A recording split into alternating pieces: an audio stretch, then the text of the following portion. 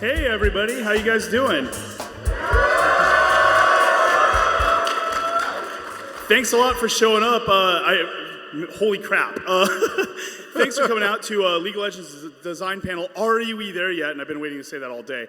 I'm here joined with some of the champion designers who have worked either on a lot of champions or just freshly starting out to talk a little bit about some of the stories behind champions. Like, one thing you guys see is you'll see kind of the finished product of a champion, you know, the final kind of polished, shipped piece of a champion. Many times, that is not where they start at. There's a lot of blood, sweat, and tears that go into these things to kind of get them where they're at when they come out. There's a lot of artwork, design work, narrative, sound, a lot of the team coming together and really finding and discovering who these champions are and making them a reality. So we're going to go into some stories about that with each of us on some of our favorite champions that we've worked on. We're going to get into a pretty beefy Q&A also afterwards, which we're really excited about. We really, honestly, is a big excuse for us to come talk to you guys. So with that, without further ado, we're going to go ahead and introduce ourselves, and then we'll go ahead and get started, starting with Jordan. Hi, everybody. I'm Jordan Anton. I go by Rex, and I'm a champion designer. I worked on Braum. Hi, I'm August. Hi, I'm August Browning. I go by Gypsy Lord, and I'm also a champion designer. Past projects include Jinx, Vi, and most recently Gnar.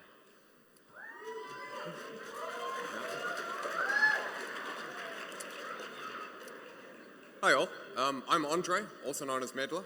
I'm currently leading the champion design team at Riot, and in the past I've worked on champions including Ziggs, Varus, and Lysandra.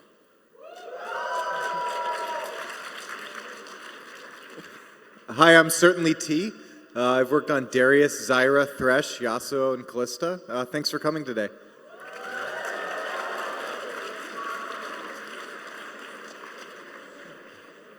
And my name's Ryan Scott. I go by Morello, and I nerf your favorite champions.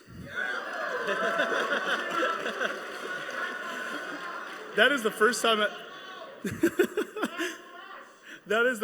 I have to nerf it through this guy. So, thank you everybody. We're really excited to be here. This is incredible. Honestly, I'm a little taken aback by this. But we're going to go ahead and start right away by getting into these stories. And one thing we want to talk about here is, while we hope these stories are really interesting and we hope they're kind of fun to listen to, we also think that they expose a little bit about how we do game design over at Riot.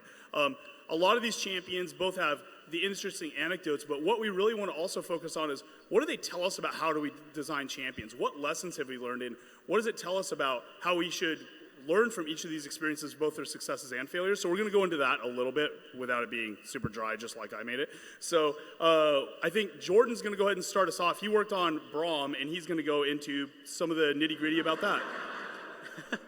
Yeah, so I worked on Braum, but that's actually not where we're starting. We're going to talk today about Cece, the Hex Tech engineer, the champion that became Braum. When I joined Riot, I joined the champion design team, and we were making a support that I picked up, which was the Hex Tech engineer. And she was pretty cool. We started working on gameplay for her. She was this like spunky engineer girl from Piltover, really sarcastic and energetic. And we started working on her, and I was trying to build out cool gameplay, right? Trying to find something that was really unique that we could deliver on a support that we hadn't done before. And I was in this game actually with August right down there, playing an early iteration of Jinx. He's playing Leona, and we're playing against Thresh and Graves. I go forward to CS a minion, and then Graves buckshots the wave, and Thresh winds up for a hook, right? And I'm like, I'm dead. You guys know that feeling where you're just totally helpless, right? You know it's over. And August flashes in front of me, eats the hook, and turns it around for a double kill. And I was just inspired. Calculated. Right? So, I mean, support players know that moment, right? Where you're willing to burn a 5-minute cooldown, flash in front of somebody, burn everything so that you can protect that guy. And that's where I suddenly became inspired to make the champion that ended up becoming Braum. we started with the gameplay, and that's kind of where the WE combo came from, where it was jump in front of a dude and then block a bunch of damage for him, because I wanted to take that moment and support it, right? It was something that people did, but it wasn't like skills that champions had. It wasn't well supported within the game. I wanted to make that something that we can make you feel really cool when you do. And what ended up happening was we started developing the gameplay more and more, and the kit started becoming substantially more about the shield gameplay, and her having this like the big workbench that looks kind of like a shield, and her blocking stuff with it.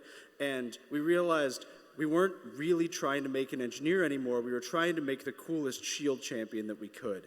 And that's when we decided to move away from the engineer concept, because while we thought it was really cool, we didn't want to end up with a champion that felt kind of half shield champion, half engineer, and didn't really deliver on either of the two. So we moved away from the engineer concept, and myself, Iron Stylus, one of our concept artists, and another concept artist named Larry Ray were in this meeting room, and tone's kind of down, right? It sucks to move away from stuff that you were passionate about, even if you know it's the right thing to do. And we're talking about next steps for like where can we take the champion from here, right? How can we find a champion that really meshes with this gameplay? And Larry Ray turns around, starts sketching on the whiteboard. We weren't paying too much attention, and he turns to us and says, "Hey guys, check this out." And that's basically what he drew. And we all cracked up laughing. We were like, "Larry, you drew yourself."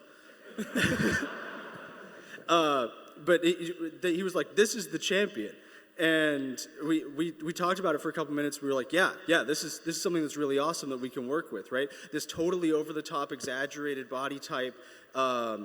We started rolling with it, and so we tried Braum in a number of different factions. We made a bunch of progress with Braum as a Demacian character. And thought that concept was pretty cool. The difficulty that we found was from gameplay, we were trying to really capture how awesome the play was when you jump in front of people and block for them. And something that was in conflict with that was that the tone of Braum as a Demacian character was much more serious, much more dour, and it felt more like an obligation to protect people than it felt like this is super fun, this is super exciting, right? And we started trying to drill into what personality word we could best attach to Braum to make him feel like that spirit of real excitement when he blocks for people. And we found casual invincibility. That was kind of the word that we united around to continue on Braum. And casual invincibility for us wasn't a reckless disregard for his personal safety. It was a complete non-acknowledgement of the fact that other things are threatening. And from that point, we kind of found where we were looking for. Like, right? We could see what is the thing that we're trying to turn up to 11 to make this champion as cool as possible. It's he can walk into the enemy team with no concern for being hurt himself, block all of the stuff, and save and still take the time to stop and smell the flowers. And from that point, it was a pretty smooth track to taking Braum to the Freljord and making him the champion that he is today. And from a game design standpoint, the thing that really stood out to me that I learned from this process was how strongly gameplay can drive theme. If you start to understand, this is how I want the gameplay to feel, right? This is how the player should feel when they're taking these moves. We want that spirit of excitement. How can we take that feeling and express it in a personality word for the character? That was kind of Braum. And while I was actually working on Braum, August was working on Jinx, which he wants to tell you about now.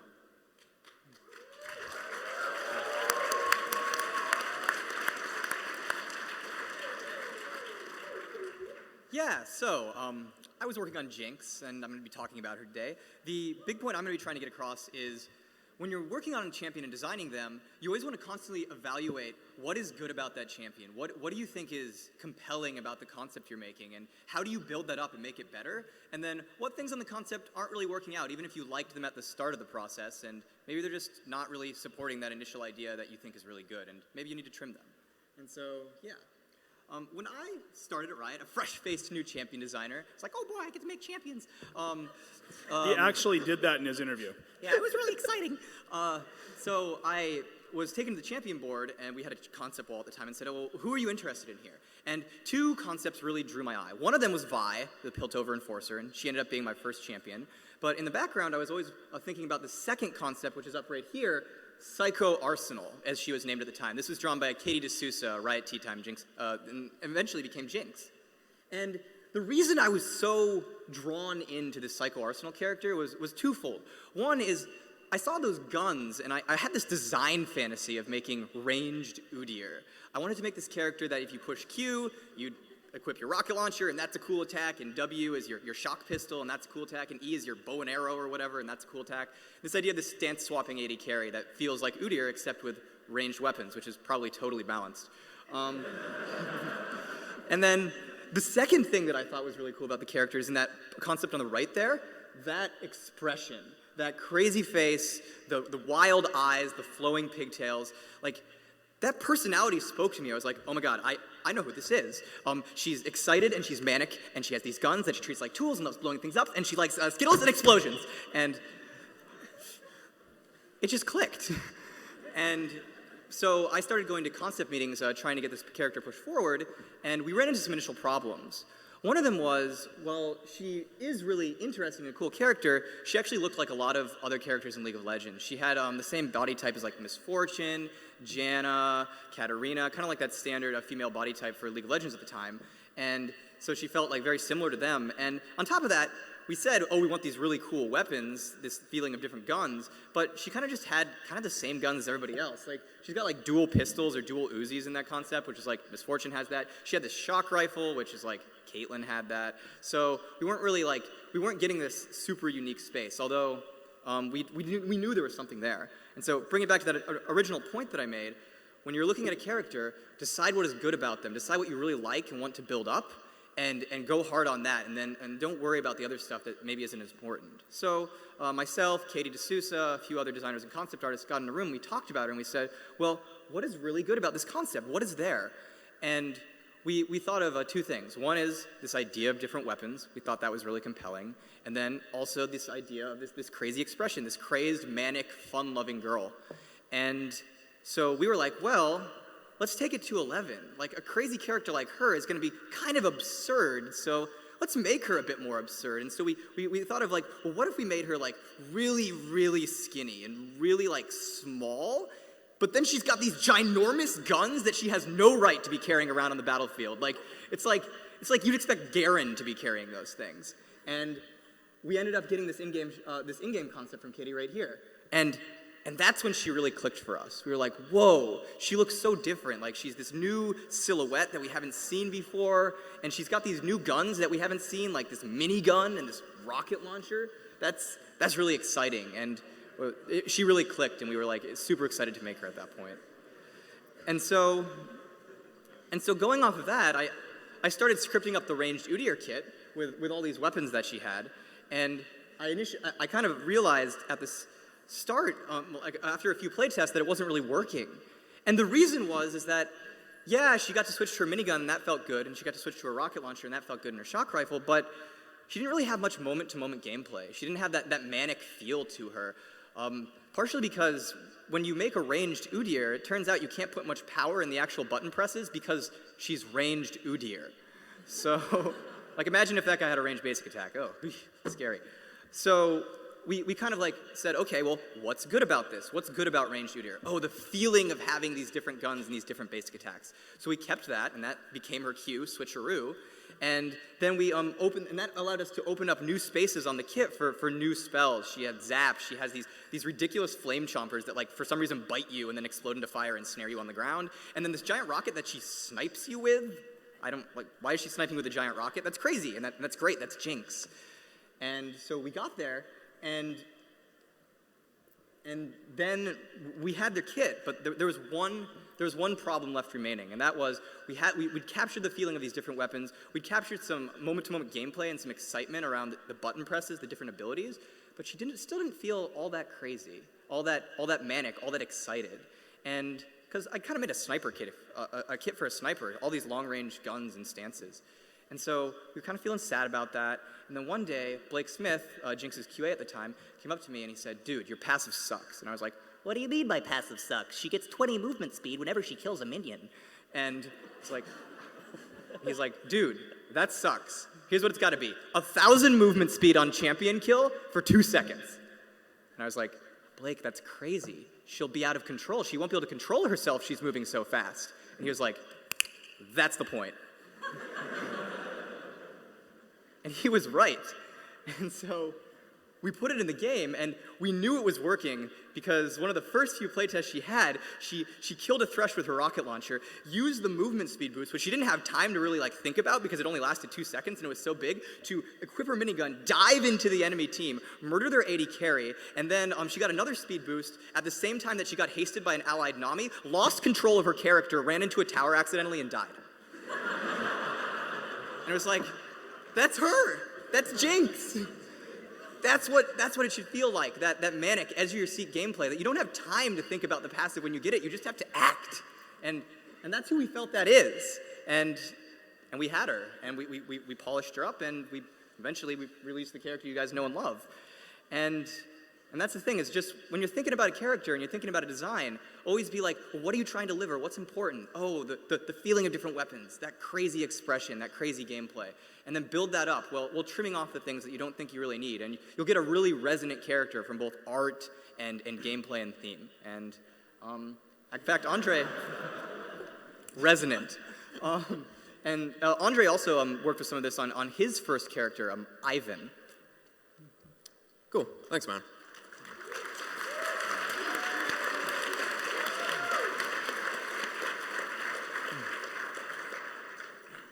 So, a few years ago, we were looking for new ideas for a champion in League of Legends, and something we wanted to try out was a mad bomber sort of character. We figured we could do some really cool stuff on the gameplay side with different types of bombs and explosives. And so one of our concept artists sat down and sort of did some initial sketches for a character he was calling Ivan, the Mad Bomber. And you can see that guy up here. And to be honest, we weren't initially feeling it. We'd sort of had in mind more sort of a zanier, sort of a crazy, a fun, a cartoony even character. And so he went and he took another stab at it, and he hit on a couple of things that started to really speak to us, as you can hopefully see in this next bit of art. Thank you. So, a couple of things leapt out here to us. To me in particular, that sort of that Cheshire cat grin. This is somebody a bit unhinged who's loving what they're doing, who's just having a great time. And the other thing was actually the bombs themselves. They've got this sort of cartoony, excessively vibrant, chaotic sort of feel to them. And so we figured, there's something there. Let's start prototyping this guy. And spent a couple of weeks trying out different sorts of bombs and explosives, in playtests. And a couple really popped out as spells we wanted. And the first was this sort of bouncing bomb. It had a sort of an unpredictable, a slightly chaotic feel to it. You could throw these things around speculatively, see what happened. And the other was this sort of explosive that he could throw down and then knock himself and enemies away. Really sort of reckless. And we're digging that, so we kept iterating on the outside. Because we liked the grin, we liked the bombs, but the guy himself, still a bit sort of standard mad scientist. We wanted a really distinctive silhouette for him. And in the next version, we hit upon this sort of Hurt Locker style bomb disposal suit. And that did a lot of what we wanted. It really popped out. There was a bit of a problem with it though. The character we'd been trying in playtesting, Ivan, he was sort of squishy, he was manic, he was high damage, we were pretty sure he was going to be a mage. Whereas the suit said, tough, slow, heavy. That was the sort of thing you put on a tank. We really liked the suit, and we were really liking where the character was going, though. So we were feeling a little bit stuck there for a moment. Thing is, at the same time, we were working on a concept for another champion. And this was a small, crazy yordle that ran around smacking people with an anchor. And, we liked the yordle. Unhinged yordle, yep, good stuff there. We liked the anchor, it was a cool weapon. But it also felt a little bit too much like Poppy, so that idea wasn't quite coming together either. And we realized, hey, let's mix and match what we've got going on here.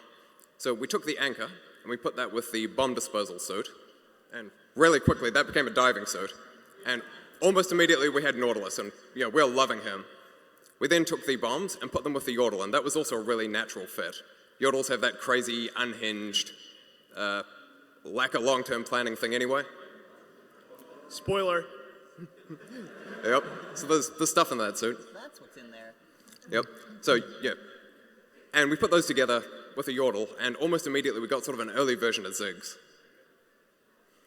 And yeah, there were a couple of things that were great about that. We could sort of really exaggerate that grin that already appealed to us. And we could play up the reckless, the carefree. One thing we didn't have, though, was a sort of a really distinctive silhouette for Ziggs yet. He was a Yordle with a bunch of sort of small stuff going on. And so we started working on that at the art side. At the same time, we were also lacking an ultimate for him. You know, I'd had this original idea that Ziggs' ult would be a giant sort of cluster bomb that could scatter mines over an enormous area. Sounded really cool. And I'd had that in testing for a couple of weeks, and it wasn't quite working. And one playtest especially drove home to me why that was. It had been a really close game. You know, two teams neck and neck, and we're both doing sort of the Baron dance. You know, we're standing around Baron Pit, we're trying to poke at each other, trying to get an advantage about 30 minutes into the game. And I decided, okay, I've got this ult that's all about locking down space, controlling stuff. I'm going to take control of the river here. So I throw the ult out, and it scatters mines across the entire width of the river, because this thing was pretty big. And for about a second, I feel really great. You know, I'm controlling the fight. Problem is, the enemy team look at that and go, oh, I'm not going to stand on those, they're just mines. Back off slightly, poke us when we try to do Baron, and I end up feeling I've wasted my ultimate. So, come to the conclusion, okay, yeah, I really like the skill, but it's not going to work as an ult. Might be great as an E, though. So we shift it there. Still need an ultimate. Next thing, okay, giant bomb, that's working. That goes with the sort of character we're trying to make here. So in the next version, Ziggs gets an enormous bomb that he can sort of place on the ground in front of him. That after about 5 seconds detonates, dealing you enormous amounts of damage. Think like a fully charged Nunu ultimate. And that also showed a little bit of promise. Got some really cool, you know, sort of triple kills or whatever off it. But this time it didn't fit with the personality of Ziggs. You know, this was a really sort of strategic spell, one you had to think about, you had to plan, you had to prepare. And we were trying to make somebody sort of speculative and who just lived in the moment.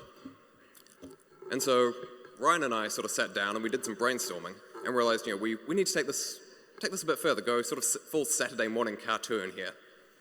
So make it a giant Acme bomb, you know, strap that to his back, he's carrying it around all the time. It's got to be, you know, bigger than he is. Have him throw it ridiculous distances. Sort of front flip while he does it, you know, the cliched sort of sound as it comes down, all that sort of stuff. And as soon as we did that, that just started really clicking with what people wanted out of that character, how they wanted to be playing. And that was also really useful to us on the art side of things, because suddenly we could get a distinctive silhouette. You know, guy carrying around a giant sphere on his back, much bigger than he is, laughing while he does so, that's Ziggs. And as you can see in the final splash art, you know, we're eventually really happy with how that sort of mixture of gameplay, personality, and art all came together in sort of one cohesive piece. And sort of a big takeaway for me as a designer there was that sometimes you're going to have a bunch of great ideas, and there's this really strong temptation to try and push them all into the same character. But sometimes you don't give them room to breathe if you do that. Often you're going to want to sort of split them up, put the suit over to one side, the bomb somewhere else. You know, do something later, do it better, etc., etc. And I think Brad's going to talk about Thresh up next. Yeah, thanks, Andre.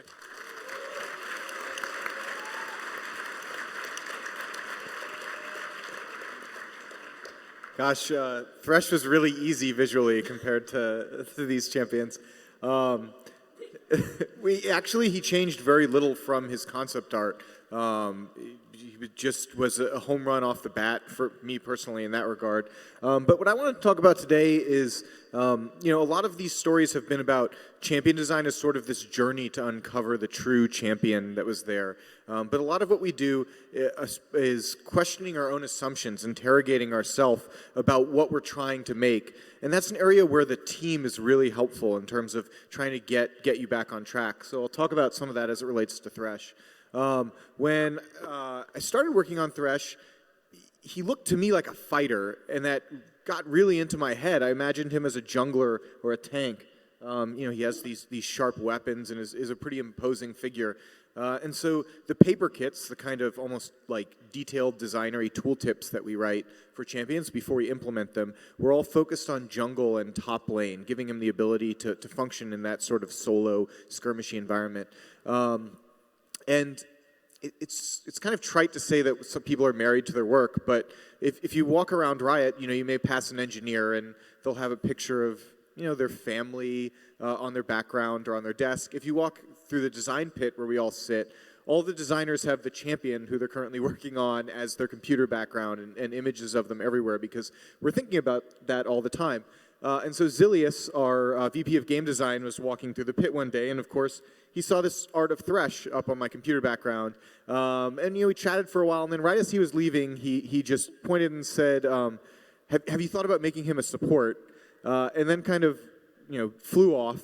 And Zilius is basically this giant ball of like trolling energy in human form. So I couldn't really tell if he was serious.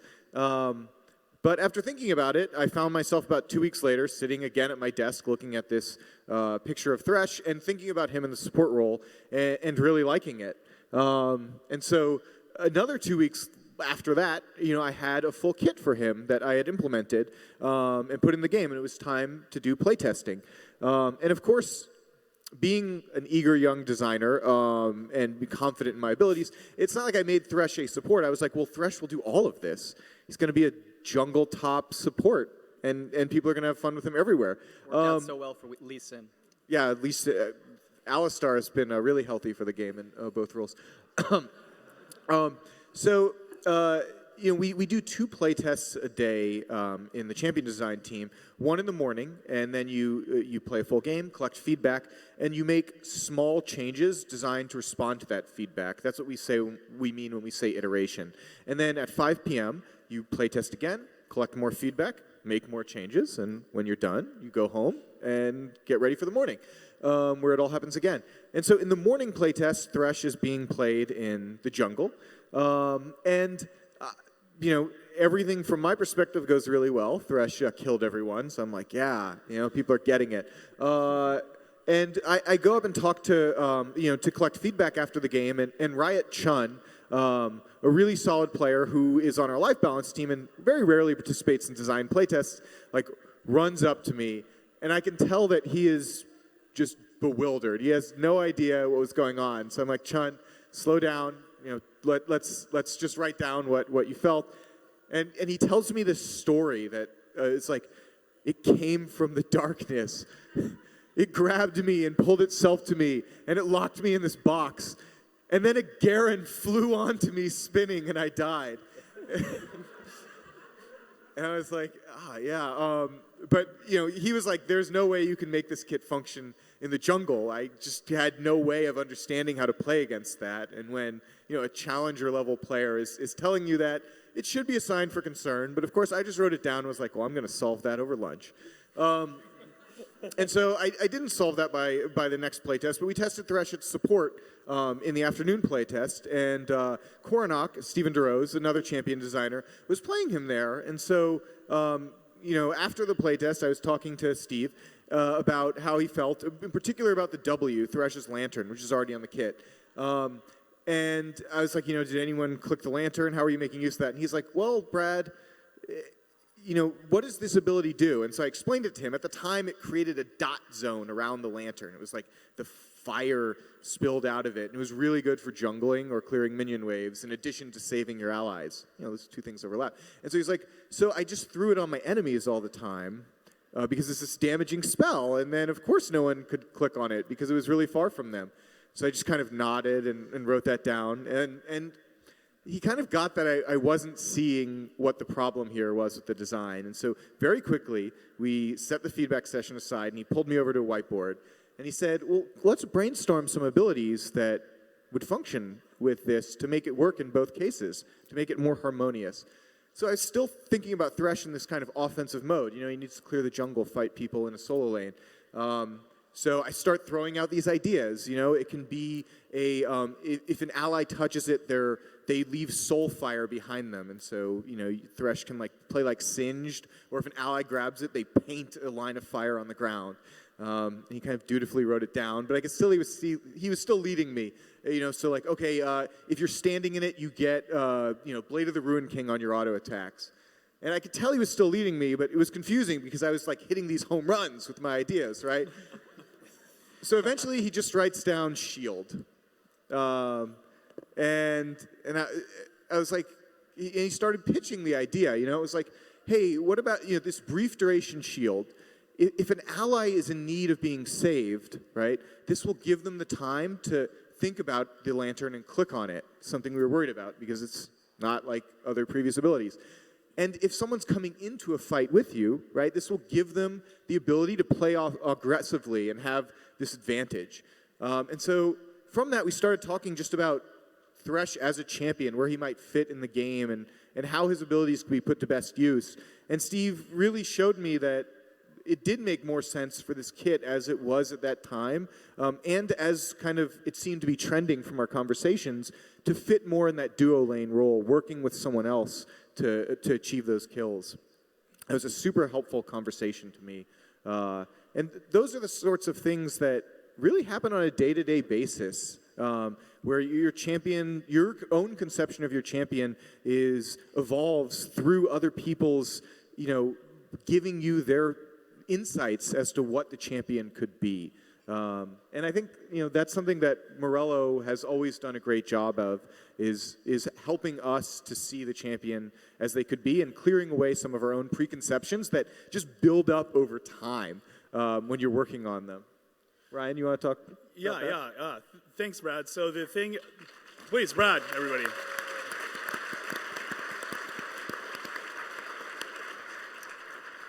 The one thing uniquely is all of these guys actually do work and make champions. The difference, I have a different relationship with the team back when I was the lead champion designer and I just do leadership now, is I've worked a little bit on every champion for a very long time. I haven't gotten kind of as intimately close with the development as most of these guys have with their champions, but at the same time, it's kind of like none of them are my baby, but all of them are kind of my kids, So the one I want to talk about instead is one I had the pleasure of working on with a Volti, which is Draven. I think there's something really interesting about Draven because Draven represents something that's a little different than the kind of way we used to make a champion before Draven. He kind of set a new standard. And the difference is before he was art, before he was gameplay, before he was even a theme, he was an idea of what does the roster need? Who do we need to add to this game to give something different, like really different? And I'm not saying that like Ziggs isn't different. Like at the time especially, he was pretty out there. But it was kind of like, it was nice that he became different as opposed to it was the whole goal in the first time to make something that we hadn't seen before at all. And so what we started with was going, all right, we've just kind of, we got Darius going on, just kind of came out with Hecarim, just Nautilus was pretty up in there. So we kind of had this series, and this is a long pattern from the previous year as well, of kind of like just badass dudes that are kind of dark and wanted to end the world or whatever.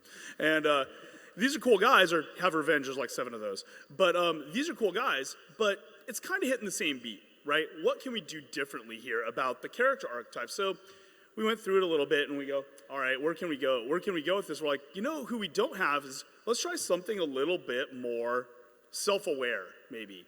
A little something less grim and serious. So what about like a showman? What about a guy who's in there like telling you who he is by what he's doing and kind of like not necessarily being as much of a team player, let's say.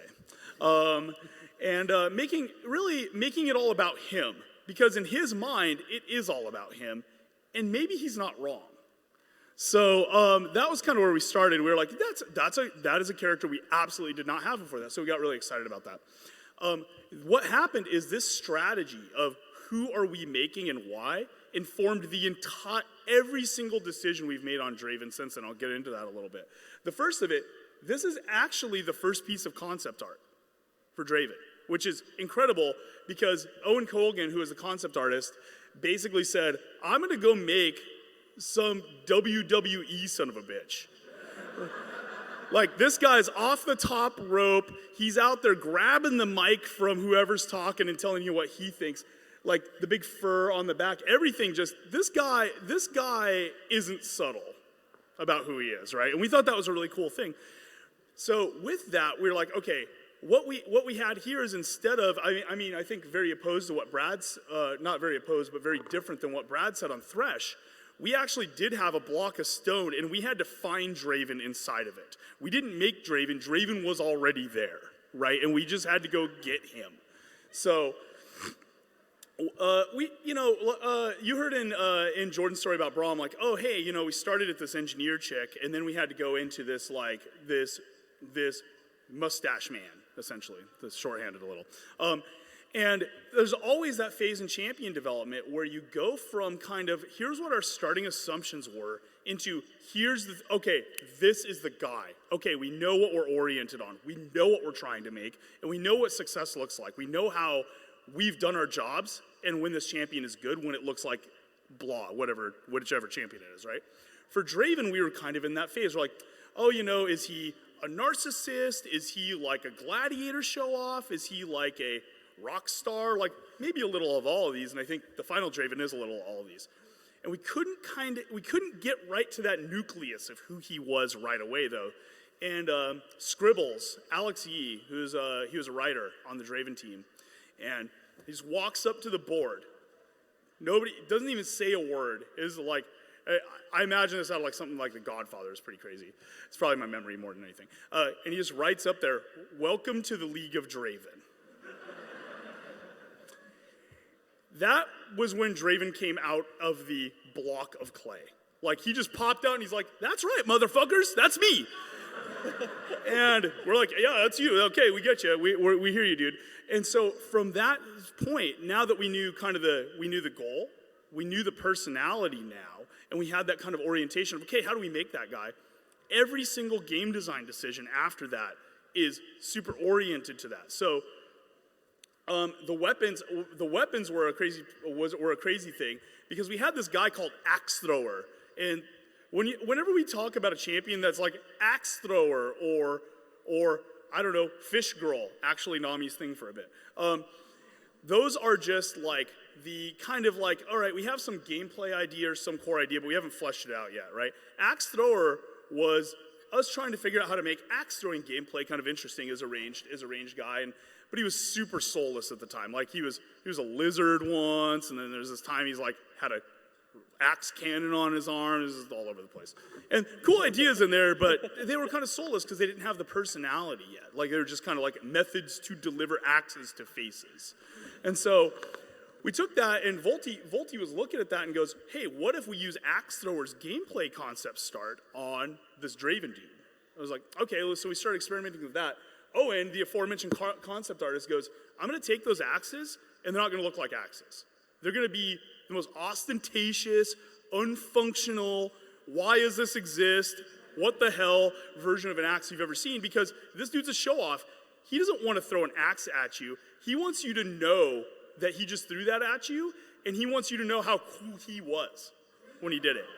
He wanted to be complicated. He's like, look what I can do, right? Like, so he devises all these different mechanical axes, like they spin and they transform, they do all sorts of crazy crap. And, we oriented and picked one. But that started, again, informing everything else. Like, okay, so we had some of these axes just throwing them at you. Cool. All right, good job, he kills you. Okay, sure. So then we go, well, what does a show-off do? He doesn't do anything, efficiently. He does everything in a grand fashion. So what does an asshole like that do? He goes, I'm going to juggle the axe off your face. You think about that. And then I'm going to catch it, and then I'm going to laugh at it, and I'm going to keep doing it. And that's where the kind of core gameplay pattern came in for Draven, is while I think it was good gameplay, it was still informed by that strategy of what's the most showy version of this we could do. Even on a guy who's literally just auto-attacking, right? Even the choice to make him a marksman. So think about this. Okay, we just said, all right, we want a showman. He's kind of narcissistic. World's kind of about him. What role do you make that dude? Right, because the whole team already gets you're that dude. they're already feeding you kills. It's already supposed to be you're supposed to have the most gold on the team. And when you steal another guy's kill, that might actually be okay for the team, right? So now Draven basically is just what you're already doing in game is what Draven's beating heart is telling him to do. You know what I mean? It's so natural. We could have probably made a kit work as a fighter or as a mage or an assassin or whatever, but none of them would have been as Draven as an ADC. And so he had to be a marksman. So then that's how we had to get into even solving the auto attack problem. And everything he does is a spectacle. From his ultimate, basically making the whole game need to look at what the hell he's doing at the time, to juggling axes, to his recall animation, like for real. Like that was the first time I think we've actually like lost our breath laughing at a recall animation. It was pretty good. And his core theme makes every team comp Draven and his 4 supports. Yes, absolutely. And normally that shit gets you reported, right? But not when Draven. You're being that guy. You're almost just role playing, except you just kind of want to do it. So the thing about that is that's how consistent the Draven decision is, and that's what I wanted to just kind of bring out here is when you have a need that you need to fill in the roster, and you go, we need this thing, and you use it to inform every decision, you get something as consistent and cohesive. Thanks, guys. And as resonant as Draven is, and I think that's a really important. We started doing that from then on out. So with that, I think that's all the stories we have for today. Thanks for listening to us kind of go on and on a little bit, but thanks, guys.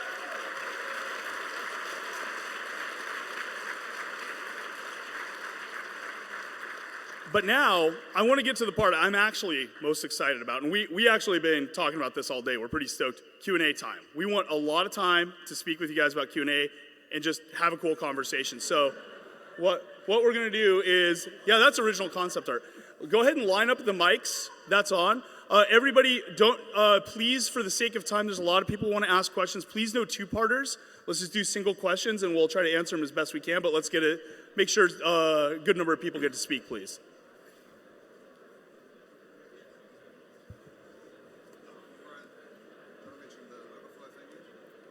Oh, while we're lining up, one thing, we're not going to get to everybody, of course. We are going to hang out in room 208, is it? Yes. Okay, good. 208 for after this panel, and you guys can just come. We're going to hang out for a bit, just chat, do some Q&A, whatever. So come by there and join us afterwards, too. Let's go ahead and start over here. Hello. Since I've been watching pros, Thresh seems to be, from my perspective, Thresh seems to be meta neutral. And I was just curious as to, do you think he provides gameplay elements to the whole of League of Legends that causes him, his gameplay to be more, some of the stuff he provides maybe that a lot of characters should have? In the sense that because he's never left the meta in a way. The pros are still using him since at least the end of Season 3 from what I've seen. Okay. So I'm just wondering if, as a champion, does he provide stuff that, maybe a lot of champions could use because he's got such good utility? Right. So the question, I'm going to repeat it just so everybody can hear it. The question is, hey, Thresh has been in the meta a lot. He's pretty universal right now.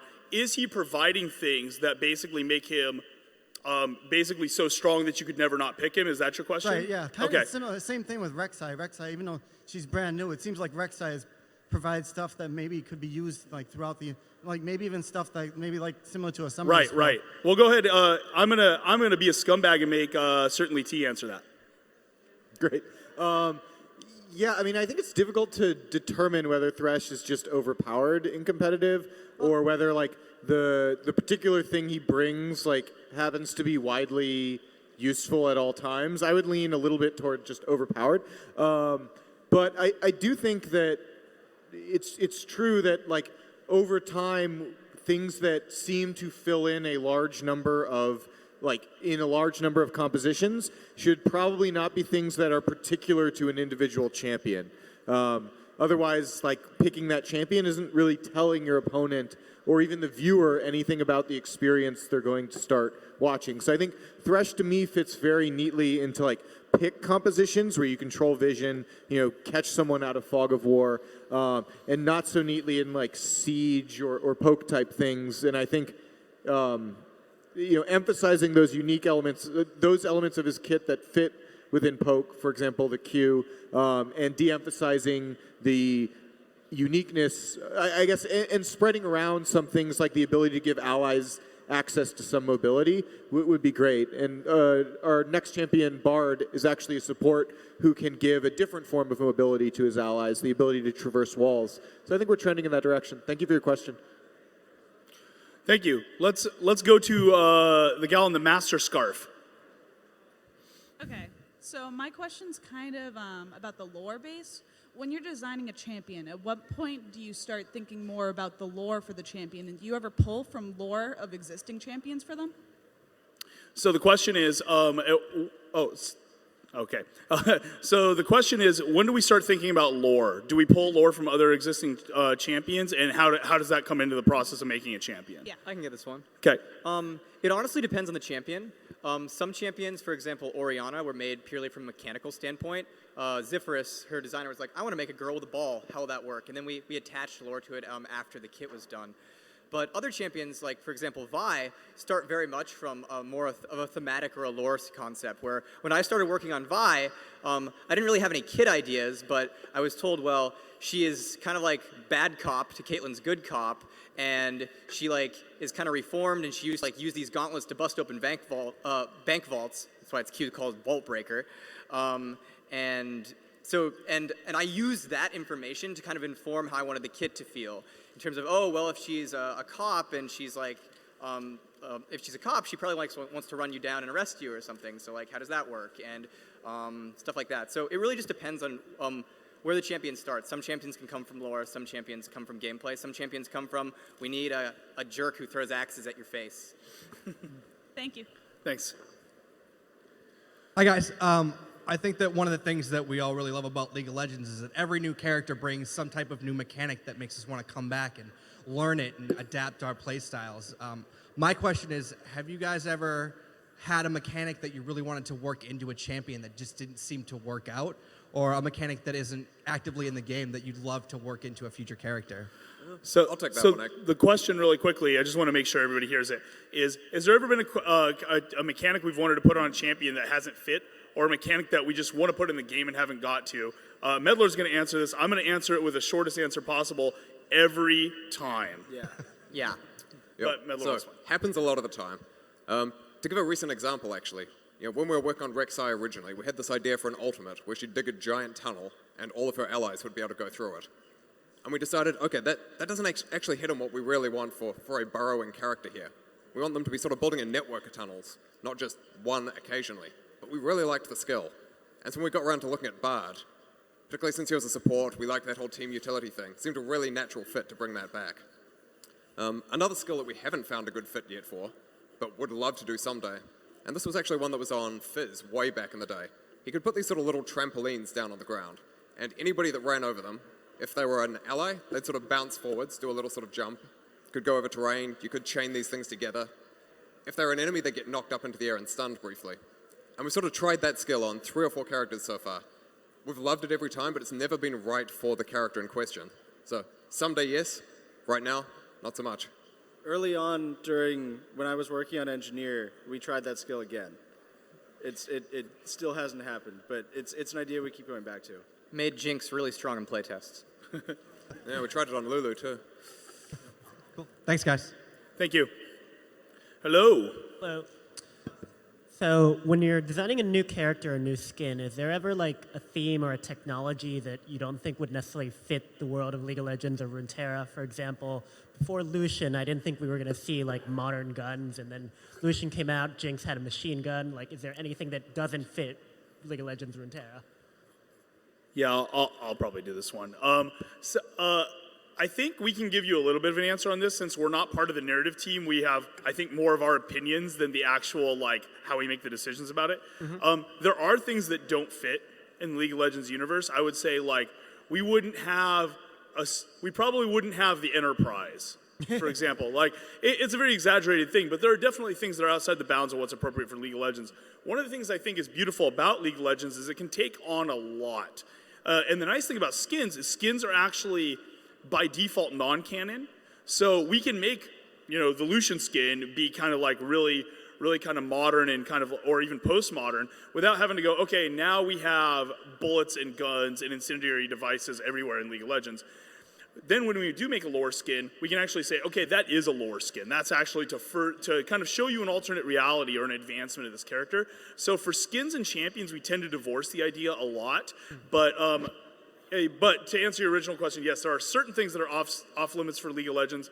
I'm not entirely sure what all of those are. Thank you. Yeah. As a support player, most of the time I run into the issue that all the supports that I'm seeing are building either AP, AD, or something. In my opinion, that's kind of trolly. But if you look at the champions that we have that are actually playing support, all the supports are just like damage dealers, or I'm going to offer you a stun. While you have that little group of like Leona, Thresh, that can actually go in and make plays. So my question is, have you ever thought of a champion, for example, has an ultimate that can flash the whole team a certain distance, who can just silence an enemy champion or dispel with no AP ratios or no AD ratios? Just offer all utility, all 4 abilities with a passive that gives all utility. So the question is, have we ever considered a champion that is no damage, essentially? He has his basic AD. Or is primary, or is no damage or no ratios on damage, and is primarily or almost entirely defined through utility. Andre, you want to or me? You go for it. Oh, thanks. I think we've considered that. We've actually talked about that concept a lot, is what's the function of a ratio. I think some of that is honestly based on, we have one core assumption, I think, in the game, and supports, I think, have suffered for this, have suffered on the bad side of this for a long time, and it's gotten better, but I still wouldn't say it's great, is your character needs to progress throughout the game, right? You need to be able to build items and feel like you're progressing, or your performance should impact how well your character is able to do later. It's a key part of the League of Legends kind of like core gameplay loop, right? The issue with supports is the most terrifying thing we could do to them, and also one of the lowest satisfaction ones would be to give them like minuscule scaling on their utility. Like my stun goes up by 0.1 per whatever or something like that. There's also a lot of other issues that are ancillary to that. But I do think there's a direction there that makes sense. I don't know if we'll do this or not, but we explored this a little bit when we did support scaling, making AP ratio support or scale their utility abilities as opposed to damage. Supports aren't supposed to be for damage if they're support characters, not just bottom lane characters. So I agree with your overall point. Would I go to the point to where they would have no damage ratio? Maybe if it made sense, but we'd have to prove that first part out first, I think. Does that make sense? Thank you. Okay, cool. Thank you. Hello. How you guys doing? As the new champion coming out, Bard, which I think is really cool, the whole roaming support, which is cool because as main support, even though you carry wards, you still have to ward everywhere. But what inspirations did you draw? Did you draw from like a previous champion that's been canceled? Because one champion I always wanted to see but never shown, I forgot, it was like a dragon jungler, like AO Shin. Was some of that influence to the Bard, or was that from a completely different? So to repeat the question really quickly is, Bard looks like he's bringing some new stuff with his mechanics and the type of champion with the roaming support. Did we draw upon any inspiration from previous champion concepts that we've tried, like Ao Shin or for anything like that? Okay, Andre? Yeah, so we weren't drawing on any other sort of past champions we'd worked on, particularly for Bard. We did really explicitly want to get the roaming support thing out there, though. In particular, what sort of style of interactions can we give support players that are sometimes denied to them? So ways to go out to interact with the jungler, to invade the enemy jungle, to sort of help out your mid lane. Stuff that normally you get a little bit too punished for. If you don't get back to lane, help out your ally, you start losing XP, etc. We sort of really wanted to tap into that, hence things like his magical journey, the health packs, the experience from picking up chimes. And while we were developing, we also started to see a lot more sort of competitive play, sort of the pro level, where players would be doing sort of, a 1v2 in lane for a while, sending an Annie or a Morgana mid to harass.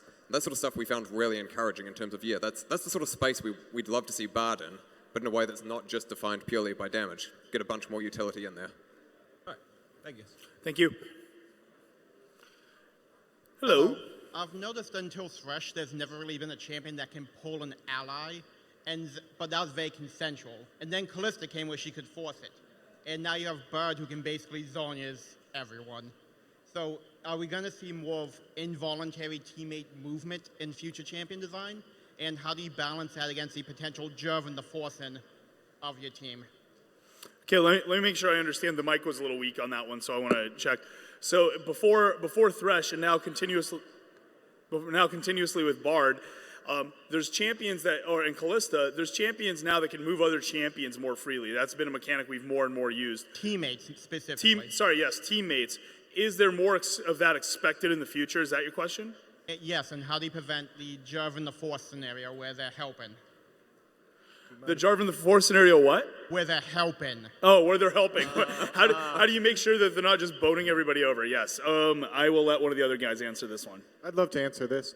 I think, obviously, so we've historically had guidelines for, like, you can't force actions upon your ally, but those guidelines were in place based upon you all, the player base at the time, and what we felt was right to make the best experience.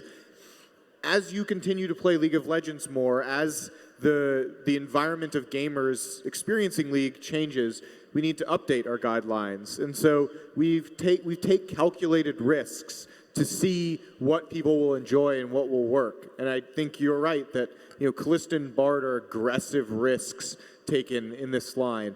It's probably too early to tell, especially since Bard isn't released, like whether this is a great directional thing for League of Legends, but I'm really happy to see the team exploring these sorts of ways to interact that don't always require overt, in advance, acceptance by the ally. And as to trolling, I guess the only thing I would say is I feel like that is sort of a boogeyman. We don't observe it as frequently as we would think, and we have trouble identifying situations where that does occur, that a player wouldn't have just done something else. If it's born out of frustration, they'll vent that in other ways. They'll just run into a tower repeatedly and die or something.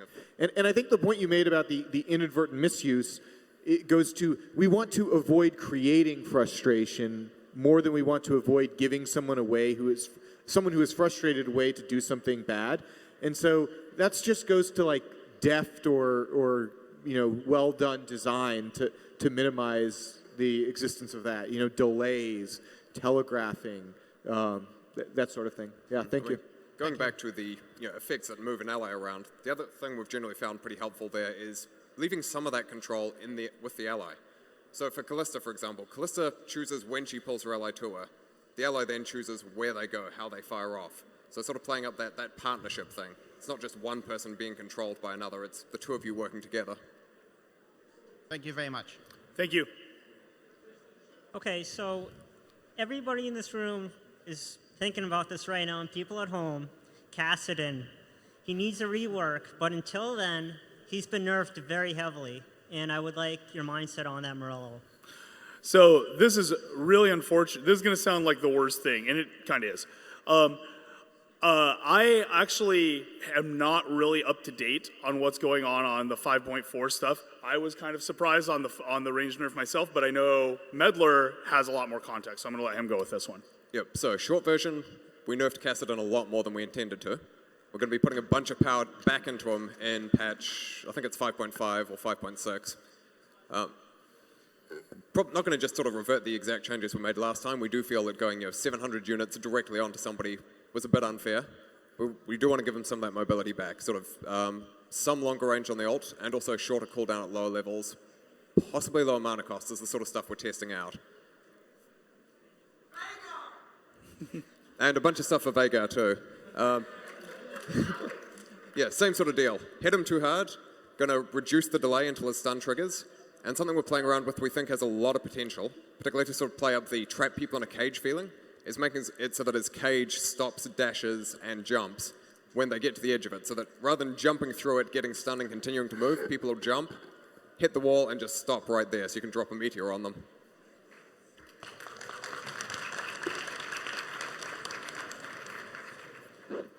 Hello.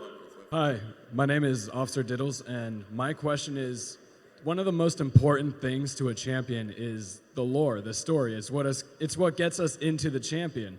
Like, one of my favorite champions is Singe, and he has such a rich story. What is going on lately with the champions to where we're getting 1 or 2 sentences on Callista and Rek'Sai, or we get Azir who's related to Sivir, and completely rehauling all these stories. So the question is, lore is an exciting part of a champion. What the hell's going on with lore? I think is the question. Is that okay? Yes, sir. Okay, great. Yeah, I think this is a Morello tank it. Same caveat. I don't think we have the expertise to talk super in depth about that, but I can provide a little context.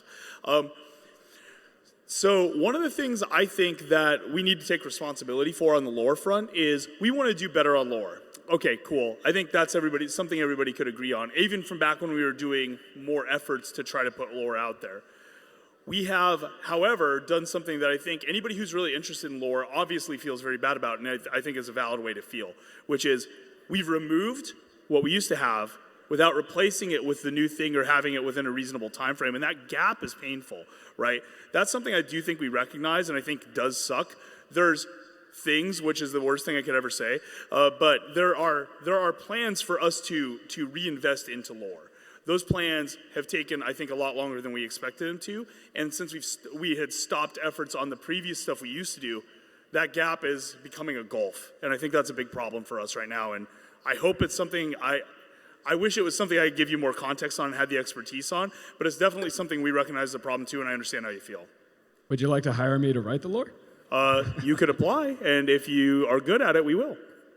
Thank you very much. No problem. Hello. Good evening. Of the champions that you've discussed tonight, the vast majority of them have been discussed from a feel or a lore or this high-level perspective, and then designing the mechanics to fit that. And you alluded in response to an earlier question that Orianna had been built from the opposite direction. Yeah. Which is from like this academic gameplay perspective and then fitting. Are there any other? Can you talk a little bit more about champions that have been designed in this vein, where you've? And I don't necessarily even want to answer the question of was a champion built to fill a gameplay niche, just that someone put together a kit that they thought would be engaging and has rich counterplay and has room for outplay, and then built the champion's feel up from there, for academic first, and then... Yeah, I think we've done that less frequently when we were producing champions quickly, because I think it takes a lot more upfront work to get there. Like Orianna took probably about double the time of a champion of her era to get there because of all the theory testing you have to do and all the academia. A couple other examples of that is Ezreal was that. Whether you agree or not, we built him in that way. A lot of the earlier champions were much more so done that way before launch, kind of the original 40, though I can't speak as many to them. Riven was actually done that way, which is pretty interesting. So I would say you guys probably have a couple of examples, ones you've worked on too, because we do it quite a bit too. Yeah, I can actually jump in. So Braum was partly this way, where eventually Braum became driven out of let's build a champion on top of this cool shield gameplay, which is also kind of reminiscent of what I'm working on right now, which is a bit of a teaser because I can't give out details about it. But basically, it started with a gameplay concept, and we're building on top of it from there. I think you see this a lot with individual mechanics as well, like Medler mentioned for the old Rek'Sai ult, is taking things that we've experimented with in other contexts rather than trying to create an entire kit, a set of abilities, without thinking about the art and story that would be associated with it. Thank you. Cool, Yeah, thank you. Okay, we have one more question. I know there's a lot of you. Again, 208 in the overflow room when we're done here, but let's get this last question. When you guys are designing new kits with regards to map mobility and being able to defeat terrain, how do you create new and exciting moves like Rek'Sai and Bard being able to traverse the terrain without like devaluing the kits or changing the meta for other characters? So let me make sure I understood the question. So when making new mobility moves, how do we make those that don't invalidate the previous mobility moves? Okay, Andre or one of the guys, you guys want to answer this? So it depends on the. Could you repeat the question? Yeah, the question is when you make big mobility moves, how do you make them so that they do not invalidate other mobility moves, so especially when allies can use them? So one of the ideas is that you can make a very powerful mobility move, but there's ways to gate mobility in a way that like sometimes it's incredibly powerful and sometimes it's not. A great example of this is Jax's Leap Strike. It's actually an incredible range and has an incredibly low cooldown. It's 700 range, 6-second cooldown, very strong. But he has to use it to an ally or an enemy champion. So there's that inbuilt gate of you have to target someone with this in order to use it. So in certain situations, it's very powerful. And that's the kind of stuff we want to think about when we do mobility moves. So, for example, with Rek'Sai's W, she can use that to get over along walls, and it's a very long range, but it moves a lot slower than a lot of other mobility moves, so you can like flash away from her as you see her coming, and it's also on a quite high cooldown for a melee character's mobility spell. And so we find ways to gate in other ways that they're not always the best. Cool. Awesome. Thanks a lot, guys, for coming out and joining us today. This has been awesome. We had a good time. Thank you very much. Thanks, everybody. So yeah, Overflow 208, if you want to come hang out, we're